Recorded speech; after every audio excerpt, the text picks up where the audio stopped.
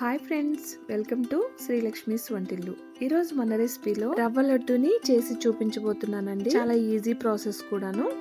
ఒకసారి ఈ విధంగా ట్రై చేయండి, చాలా బాగుంటాయండి.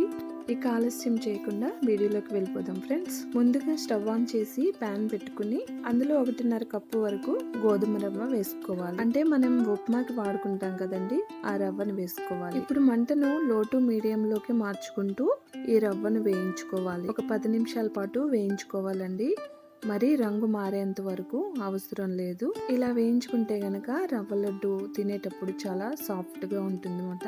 చూడండి, ఈ విధంగా వేయించుకుంటే సరిపోతుంది. ఇప్పుడు స్టవ్ ఆఫ్ చేసి మరొక గిన్నెలో తీసుకోవాలి. అలాగే ఇప్పుడు కప్పున్నర రవ్వ తీసుకున్నాను కదండి, ఆ కప్పుతోనే కప్పున్నర పాలు వేసుకుంటున్నాను. మనం కాచి చల్లార్చిన పాలు తీసుకోవాలి. ఒకవేళ మీ దగ్గర పాలు ఉంటే గనక ఇంకొక హాఫ్ కప్పు వరకు పాలను వేసుకోవచ్చండి. పాలు ఎంత ఎక్కువ వేసుకుంటే అంత కమ్మగా ఉంటుందండి రవ్వ లడ్డు. ఇప్పుడు ఒకసారి రవ్వ పాలు కూడా బాగా కలుపుకోవాలి. ఈ విధంగా కలుపుకున్న తర్వాత మూత వేసి ఒక 10 నిమిషాల వరకు నాననివ్వాలండి. ఒక 10 నిమిషాలు నానితే సరిపోతుంది. ఇప్పుడు ఒక మిక్సీ జార్ తీసుకుని అందులో 3/4 కప్పు వరకు షుగర్ ని వేసుకోవాలి. అలాగే కప్పున్నర రవ్వకి 3/4 కప్పు వరకు షుగర్ సరిపోతుందండి. మీరు ఒకవేళ స్వీట్ ఎక్కువగా తినేవారైతే 2-3 స్పూన్స్ వరకు షుగర్ ని వేసుకోవచ్చండి. ఈ షుగర్ ని చాలా మెత్తగా పట్టించుకోవాలన్నమాట. చూడండి, ఈ విధంగా మెత్తని పౌడర్ లాగా మనం పట్టించుకోవాలి. ఈ విధంగా పట్టించుకున్న తర్వాత పక్కన పెట్టుకోవాలండి. ఇప్పుడు అలాగే స్టవ్ ఆన్ చేసి ప్యాన్ పెట్టుకుని అందులో 2 స్పూన్ల వరకు గీ వేసుకోవాలండి. ఈ నెయ్యిని బాగా కరిగించుకోవాలి. నెయ్యి బాగా కరిగిన తర్వాత మంటను మీడియం ఫ్లేమ్లోకి పెట్టుకుని 1/4 కప్పు వరకు జీడిపప్పును వేసుకుని ఇవి కాస్త ఫ్రై చేసుకోవాలి. కొంచెం కలర్ మారేంత వరకు వేయించుకోవాలి. జీడిపప్పు ఈ విధంగా కలర్ మారిన తర్వాత ఇప్పుడు ఇందులో 1/4 కప్పు వరకు కిస్మిస్ కూడా వేసుకుని వేయించుకోవాలండి. ఈ విధంగా వేయించుకున్న తర్వాత వీటిని వేరొక ప్లేట్లోకి తీసుకోవాలి.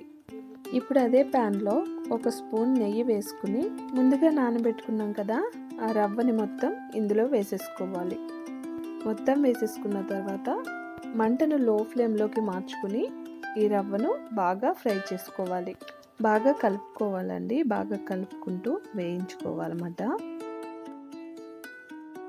చూడండి, గరిటతో ఈ విధంగా ఒత్తుకుంటూ వేయించుకోవాలి.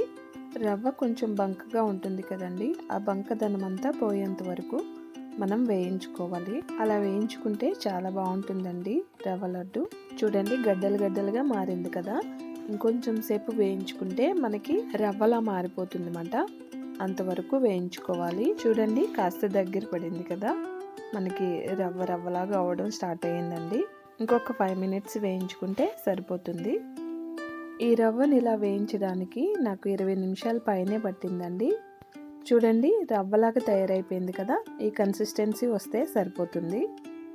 ఇప్పుడు స్టవ్ ఆఫ్ చేసేసుకుని రవ్వను పక్కకు తీసేసుకుంటున్నానండి. ఇప్పుడు కొద్దిగా గోరువెచ్చగా ఈ రవ్వ చల్లారిన తర్వాత మనం ఈ షుగర్ పౌడర్ని కూడా ఇందులో వేసేసుకోవాలి. అలాగే ఇందులో 1/2 టీ స్పూన్ వరకు యాలకుల పొడి వేసుకోవాలండి. ఇప్పుడు ఒకసారి అంతా బాగా కలిసేటట్టు బాగా కలుపుకోవాలి. చూడండి, ఈ కన్సిస్టెన్సీ వచ్చింది కదా. ఈ విధంగా కలిపిన తర్వాత మనం డ్రై నట్స్ వేయించాం కదండి, అవి కూడా ఇందులో వేసేసుకోవాలి. వీటిని కూడా ఒకసారి బాగా కలుపుకోవాలండి ఈ రవ్వలో. ఈ విధంగా కలుపుకున్న తర్వాత మనకి కావలసిన సైజులో రవ్వ లడ్డు చుట్టుకోవడమేనండి. చూడండి ఫ్రెండ్స్, ఎంత బాగున్నాయో. నోట్లో వేసుకుంటే వెన్నలా కరిగిపోయే రవ్వ లడ్డు రెడీ అండి. ఈ విధంగా లడ్డూలా చుట్టుకుని మరొక ప్లేట్లోకి తీసుకోవడమేనండి. ఇప్పుడు అలాగే అన్ని లడ్డూలు చేసుకుని సర్వ్ చేసుకోవడమేనండి. మీరు తప్పకుండా ట్రై చేయండి, మీకు చాలా బాగా నచ్చుతాయి. ఈ వీడియో నచ్చితే లైక్ చేయండి, షేర్ చేయండి, సబ్స్క్రైబ్ చేయడం మాత్రం మర్చిపోకండి friends. Thank you for watching.